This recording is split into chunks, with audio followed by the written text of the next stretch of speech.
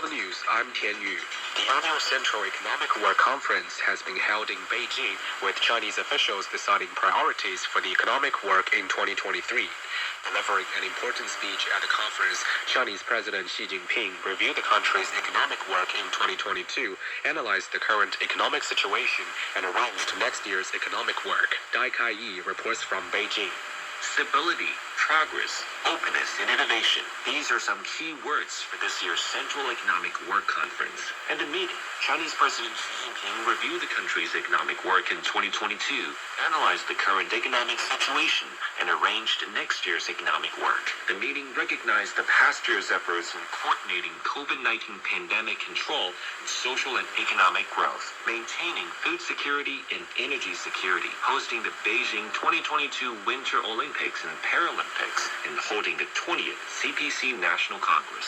It was noted that overall recovery and improvement is expected for the country's economic performance in the next year, citing the characteristics of resilience, potential, and vitality in the Chinese economy. With China facing pressure on three fronts: shrinking demand, supply shocks, and weakening expectations, the meeting discussed how to ease these challenges. Economic stability was set forth as a top priority, while stress was also placed on pursuing steady progress. Official data shows China's electricity consumption, a key barometer of economic activity, maintained stable growth in the first 11 months of 2022. The National Energy Administration says power use increased 3.5% year-on-year to over 7.8 trillion kilowatt-hours in this period. In November alone, China's power consumption topped 680 billion kilowatt-hours, up 0.4% year-on-year. A government delegation from Hainan province has traveled to Hong Kong to attract investment. It's the first provincial-level delegation going overseas to promote trade since China started loosening its pandemic restrictions. Ling Wo has more. The Hainan delegation's trip to Hong Kong has been very fruitful. The Haikou Integrated Free Trade Zone has signed a cooperation agreement with Swire Coca-Cola and the establishment of a non-carbonated beverage production management center in Haikou. Haikou Foxing Internet Industrial Park has also developed a partnership with a Hong Kong-based MicroConnect, a new financial company to help channel global capital into China's micro and small businesses. On November 16th, Haikou launched the direct flight to Hong Kong, facilitating economic and trade exchanges between Hainan and Hong Kong. Many Hong Kong enterprises say through face-to-face communication, they have a better understanding of the role of the Hainan Free Trade Port in China's opening up. They say they plan to visit Hainan soon to learn more about free trade port policies and carry out further cooperation in logistics, grain and oil processing, and high-end hotels, among others.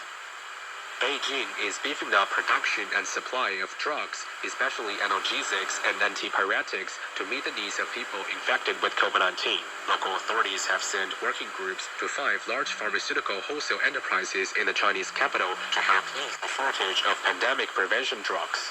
A makeshift fever clinic has also been put into use at a gymnasium in the city's Xicheng district to meet the needs of fever patients seeking medical treatment.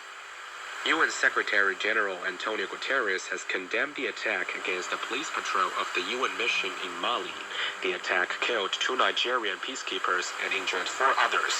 Guterres urged Malian authorities to spare no effort in identifying and bringing the perpetrators of the attack to justice.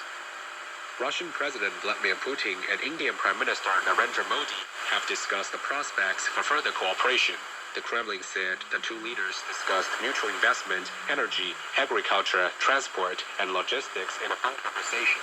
They reaffirmed the importance of maintaining close coordination of international platforms, including the Group of 20 and the Shanghai Cooperation Organization. Putin also briefed Modi on Russia's policy concerning Ukraine, with the Indian leader calling for diplomacy as the only way forward regarding the Ukraine crisis.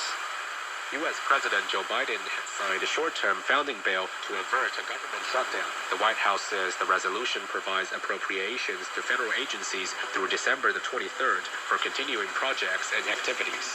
That's the news. I'm Tian Yu.